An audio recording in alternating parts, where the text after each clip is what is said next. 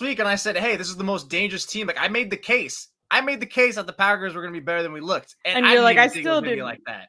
Like no, I literally wrote and came here and said, like, you guys are not giving them credit. I don't care if they don't have no Aaron Rodgers, Devontae Adams, and a better defense. This is a more dangerous team, and they're surging and everything looked good. Like they were going to give them a good punch in the face. Like the night, I kind of expected that from the start, but man, I didn't think it was going to last that way for like three and a half quarters, damn near. Like that was scary. And I don't really think it was too much. I don't think it was a rest factor either from the 49ers. I don't think it was too much of them shooting themselves in the foot. I mean, obviously there was shooting themselves in the foot moments, which is always like, who's the biggest opponent? It's themselves. But I feel like it was like 30% 49ers fault, 70% Packers. Like they were putting them in positions to be at fault. Like they got out-coached and outplayed for a good portion of the game, majority. Yeah. If I was a Packers fan, are you blaming the kicker? Or are you blaming Matt LaFleur for going away from the run? Because they're both teams, the run was working and both teams went away from it. So weird. Shanahan scheme. When did the 49ers ever go away from it? They didn't even go to it. That game plan was weird to me. But, so weird. The Packers have the worst run defense, and the game plan was to not run the ball down their throats. What the hell? The funny part to me is like I did see like leading up to the week, like, oh, Packers are very susceptible to empty formations. The linebackers stink, and like you spread them out, it's gonna be easy pickings. But you know, when it's raining and especially your quarterback clearly doesn't have it after the first quarter, maybe you deviate from the game plan and not keep pounding the table on the same thing. That's the thing. It's always about Kyle Shanahan. Every time where he sticks to the plan no matter what. Deebo Samuel left the game. He's over here like calling handoff plays to Juwan Jennings. Like that's the most arrogant thing I've ever seen. One of the most arrogant things I've ever seen from him. Did you hear his excuse for that too? It was like, oh, like we didn't have the time to change the play call, like from Hezi. He had all of his time. That was out of the half too. So take a timeout. Take a timeout. What do you mean? What do you mean? This is not acceptable. How did you not make that clear? I don't understand at all. And it's not like Christian McCaffrey wasn't getting good yardage when he was getting opportunities. Does not make any sense to me. To me, Kyle Shanahan sometimes outthinks himself. Like the Packers are so bad against the run. Matt LaFleur is going to anticipate that I'm going to run because I have the best rusher in the NFL. So I'm going to trick him by not running. Why has he done this? This was his game plan against the Ravens. Remember that first quarter? Yeah.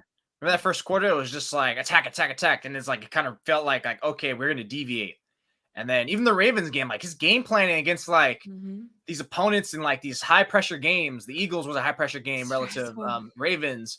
And even though the Packers were, again, significantly lesser, but they were surging on these high pressure moments, playoff game, like what's up with these planning? I feel like in those three games, like it's really been Shanahan's when I fall. Like even this game, like as bad as Purdy was, I feel like, and I wrote it too in the game stories. I was like, hey, like Shanahan's just as responsible, if not worse, because of that first half debacle, the way he handled it. Like, dude, you are putting your quarterback in the situation. Plus, like, he never gave a solid answer. His answer when asked about his blunder to go into the second half was just like, I'm happy Green Bay didn't score.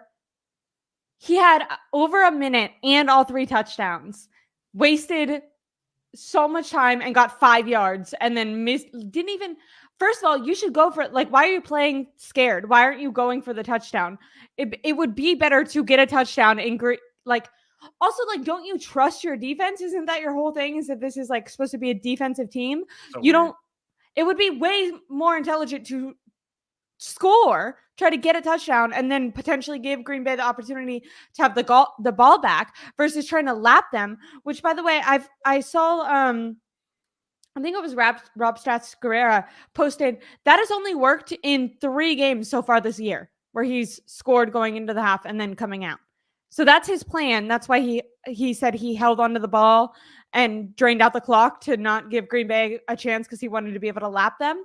Well, not only did he not score going into the half, but he didn't score coming out of the half. And that's not something he does consistently. So I don't know why he's relying on that. But yeah, to me, I don't know. I wish he was almost questioned harder about that. Just being like, happy Green Bay didn't score. It's like, it's because they won. You didn't score either. It's because they won, so he's like, you don't get pressed as hard about it, especially given like how dramatic it ended, like how theatrical it pretty much ended. But yeah, like when that happened, like going into halftime, I was literally tweeting like, now Kyle Shanahan's gonna get asked about this, and he's gonna come out snarky or give a dumb answer, and he did give a pretty dumb answer, but he just wasn't snarky. Why? Because they won. So because if they had lost and like there would have been follow-ups to that, and he would have been like such a snarky know-it-all, and it's like, Kyle, you can't be snarky when Did you tweet drafted. that? Like, I can't wait for Kyle to have a snarky response. I feel like you tweeted something like that. I did that earlier this year too about, remember Brock's Jaguars thing? I said freaking like, oh, I know that pissed off Shanahan, and he comes out, he's like, yeah, I was like, what the hell was that? So it's like Shanahan's too predictable to me now, and how he talks, like everything's like just way too easy for me to like just to know his attitude, and he has arrogance to him, and part of it's good. You do gotta have that, but it's like it does prone him to be too stubborn and tunnel vision, like I feel like. And we kind of saw it in that game. Like, why are you just continually like? It's clear like Brock Purdy doesn't have it. Whether it's playoff pressure or the rain, probably was rain. Whatever Green Bay's doing, like, dude, you have the best running back in the league. Like, let's try to make it a little easy on our guy. And someone in the comments, they said like Kyle Shanahan's playbook seems limited without Debo. This is not the first time when Debo's gone out of the game, Kyle's automatically acted like he can't call plays for. He has a team full of stars. I'm a big, huge Debo fan, but there should be no reason that all of a sudden he's acting like he can't play, more schemes. And why wouldn't he use, say, like, instead of calling a handoff for Juwan Jennings, why don't you use Christian McCaffrey maybe more in the Debo role and then get Elijah Mitchell or Jordan Mason to play running back? If you don't want to call more plays to Brandon Ayuk and George Kittle, which you can also do. Like, he has a team full of all pros and pro bowlers, and one guy goes out and he can't adjust. That doesn't make any sense. They need to, going into next game, for an injury update for everyone, Debo Samuel's shoulder was not a hairline fracture, which is what the injury was earlier this year. So it sounds like it's going to be more of a pain tolerance thing. In my opinion, if it's up to Debo, he'll definitely push to play. But if I'm Kyle Shanahan or an assistant coach of Kyle Shanahan, I'm telling Kyle Shanahan to friggin' make a dang game plan that doesn't involve Debo Samuel, because for some reason he cannot make in-game adjustments when it comes to losing that guy. To his defense, and I'll push back on that, is it's kind of hard to deviate from. Damn, that's my word of the day so far. Deviate. It's kind of hard to really go straight away from the game plan when it was the fact that where are all these other plays? Like, why aren't you going to these other players? Like, what the hell's going on? Why is Juwan Jennings getting Debo Samuel's carries? Like, that tells me that Shanahan literally said, here's my life savings, Debo Samuel. That's literally what he did. And it's not like he's really taking his whole bibliography, his own encyclopedia, everything of every play he's ever called in his life to every game. He probably has like 50 plays on the call sheet and he only calls like 30 or something like that. They don't really have a ton of, he doesn't really have like 100% of his plays.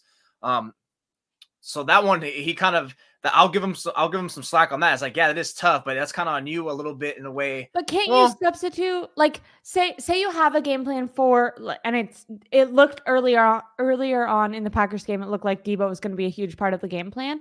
Can't you substitute Christian McCaffrey and Debo do a lot of similar things? No, they're not the same. No, Debo, I don't view them as the same. Like, you look for Debo for more explosive, whereas like McCaffrey, you want to try to get him like more downhill when you can. Like, you have like the interior game with McCaffrey and the flex receiver, and whereas Debo, obviously you have him as the real receiver and the guy who can get linear. That's pretty much like kind of the difference. Yeah, so like to me, that pretty much what told me is like, yeah, you put all your chips on the table, which that's kind of what you got to do. Is like, I'm gonna ride my top guys to the ground. And I kind of also thought about like, but that's what I'm saying to do. But that's what I'm saying to do, because if Debo goes out, instead of then calling. No, and Juwan Jennings showed up incredibly, game balls to him. But instead of making Juwan Jennings a star or calling plays to Chris Conley, also a guy who made an incredible play, but like, instead of utilizing them, Ray McLeod, get freaking Brandon Ayuk and George Kittle the ball more, and utilize and CMC, those are your stars, and utilize Elijah Mitchell and Jordan Mason in the run game more.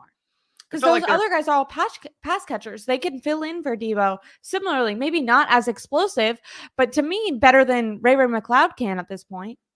Yeah, it just felt like that they were really making an emphasis on trying to keep Ayuk and Kittle away. And then you also got to remember, like, Purdy wasn't good that game. He was piss poor until the fourth quarter, but especially like the last drive. Like, outside of that last drive and like 3 throws before that, like, he was pretty bad.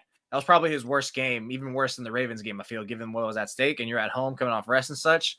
But so, yeah, like, it's kind of hard. Like, yeah, where will he throw to those other guys, stuff like that? Well, the guy couldn't operate. He couldn't make basic throws. He was very inaccurate.